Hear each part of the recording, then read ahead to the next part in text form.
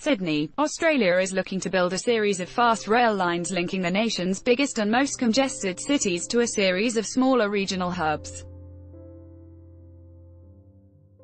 Ahead of the federal budget, to be unveiled Tuesday, April 2nd, Prime Minister Scott Morrison announced the creation of the National Fast Rail Agency, which will assess the best options for future rail lines. 5 proposals are now being considered for trains that would run at about 160 km per hour and take pressure off Australia's 3 biggest cities, Sydney, Melbourne and Brisbane. The first is for an 80 km link between Melbourne, which has a population of about 4.9 million people, and the nearby city of Geelong, which has about 250,000 people. The new rail line would cut travel time in half to just 32 minutes. Mr. Morrison said in March that the aim of the fast rail proposals was to provide real choices and enable people who live outside larger cities to easily commute to work. To take the pressure off our fast-growing cities, you need to be able to improve your links with your satellite cities, he said. I want those who live in places like Geelong to be able to have a reasonable commute, to ensure that they can get home on time and they can get to work without having to get up well before dawn. The plan is designed to address one of Australia's most curious features. It is one of the world's largest countries by size, yet its population is concentrated in just a handful of coastal cities. These cities, particularly Sydney and Melbourne, have experienced growing problems with transport, roads and housing. This has led to a push to ease their population pressures. The government proposed a $40 million $38.6 million scoping plan that will consider detailed proposals for 5 new fast rail corridors over the next 20 years. These include lines linking Sydney to Wollongong and to Parkes, Brisbane to the Gold Coast, and Melbourne to Albury-Wodonga and to Traralgon.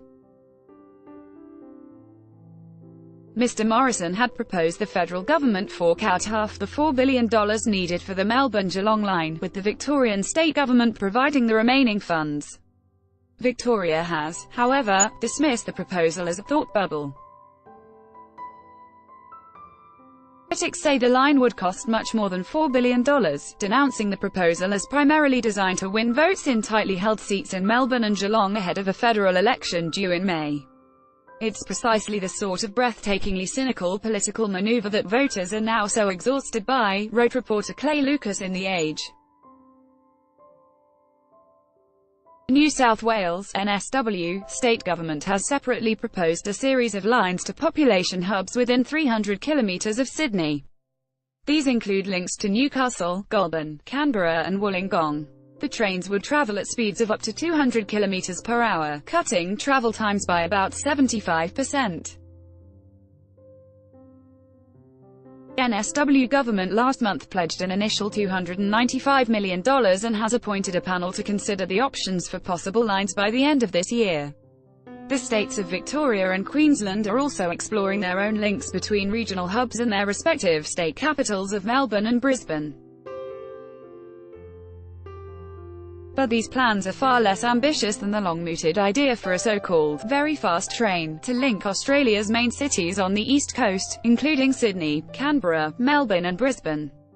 For almost 40 years, successive federal governments have considered such a train, which would travel at speeds of up to 350 km per hour.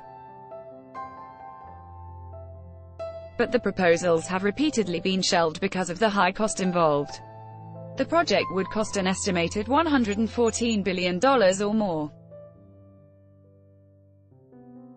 University of Sydney's Professor Rico Marquette, an expert on developing efficient transport, believes the recent proposals by the federal and state governments for train links to regional hubs are more feasible than a very fast train. He said the distances between the major cities and nearby hubs are too short for flights, so rail systems would not have to compete with aviation. However, Professor Marquette added that the rail lines connecting cities to hubs would help take cars off the road and could potentially one day form the basis for a more ambitious, very fast train. If they ensure that there is interoperability around these things, then you at some point in the future connect these 3 systems, then you have what was initially proposed, he told ABC News.